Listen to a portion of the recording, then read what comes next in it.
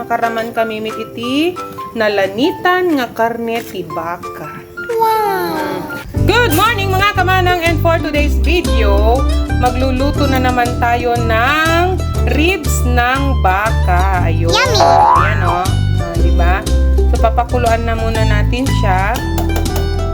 At i-prepare natin ang mga sahog. Siyempre, yung repolyo at butil. Yan ang the best na magkasama pag mga nilaga ang lulutuin. So, ngayon, malambot na yung ating ribs ng baka. Wow!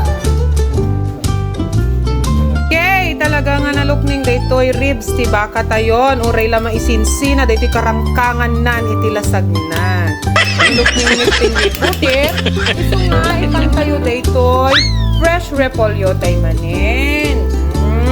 Shout out naman sa Acacia Talipapa kini Ate Claire. Tay, tanakimatang ti karne ti baka ken repolyo tagtangal daw, as well as the butir.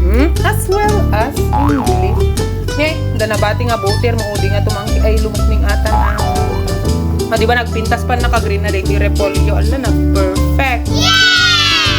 So nga taktakit makaraman kami iti nalanitan nga karne ti baka.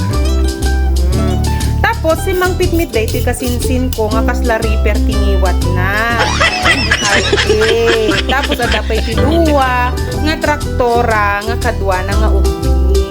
Ni MJ kini Arisha iso nga kurang daytoy balor 250 nga karne tinuang meat. Ay baka meat. No. So no choice sila. Ang ulang nila is just the sabaw and the butil.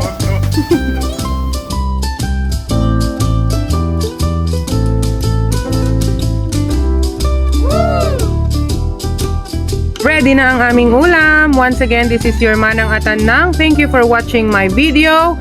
Peace.